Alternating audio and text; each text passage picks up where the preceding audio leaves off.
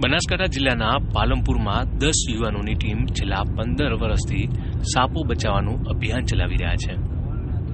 આ ટીમ દ્વારા છેલ્લા 15 વર્ષમાં 45,000 કરતાં વધુ સાપોનું રેસ્ક્યુ કરી સુરક્ષિત જગ્યાએ છોડાયા છે અને આ ટીમ છેલ્લા 15 વર્ષથી ઝેરી જીવજંતુઓને બચાવવાનું કાર્ય કરે છે અને લોકોને પણ સાપ સહિત અન્ય ઝેરી જીવોને ન મારવા લોક જાગૃતિ ફેલાવવાનું પણ આ ટીમ કાર્ય કરી રહી છે।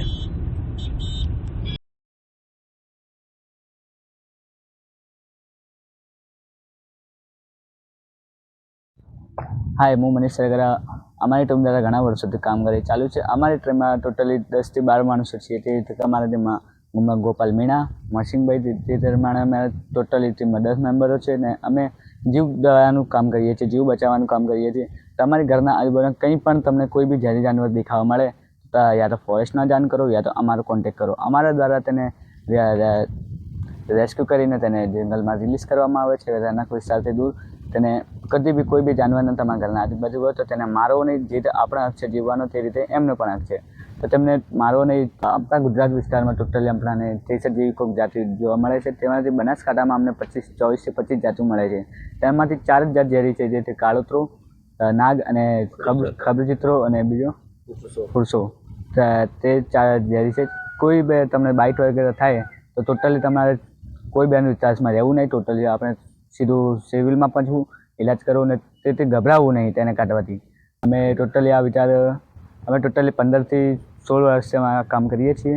અમે એક વર્ષે શું થયું કે સાપ મારતા દેખી લીધો, ત્યારથી અમે આ બચાવવાનું કામ કરીએ છીએ।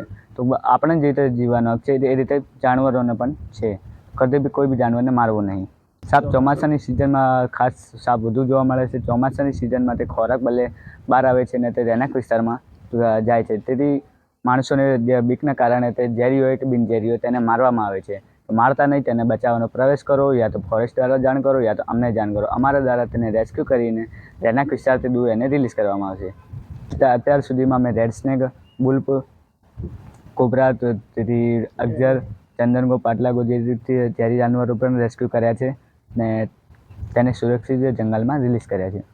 ટોટલી મેં છેલ્લા 16 થી 17 વર્ષથી કામ કરી રહ્યા છીએ। અમારી ટીમના દ્વારા આ તકમાં અમે 46 થી 47,000 રેસ્ક્યુ કર્યા છે, તેને સુરક્ષિત છોડ્યા છે। તો તમારા ઘરમાં કદી બી કોઈ બી ખોરાક ખુલ્લું ના રાખવો, તમે ઘરમાં સાફ સફાઈ રાખો, કચરો ના રાખવો અને જાડી ના રાખવી વધારે। તે પ્રમાણે ઘરમાં જનાવર આવે છે, મેંઢક છે, ઉંદેડા છે, તે પ્રકારમાં સાપ ઝેરી જાનવર તેને ખોરાકના શોધમાં તમારા ઘરમાં આવે છે।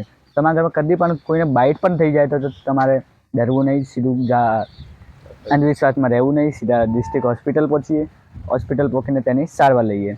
તો નજીકમાં જે હોસ્પિટલ હોય તેની સારવાર લઈએ અને અમારી ટીમ દ્વારા જાણ કરીએ। અમારી ટીમ દ્વારા તેને રેસ્ક્યુ કરીને તેને જંગલ વિસ્તારમાં રિલીઝ કરવામાં આવે છે।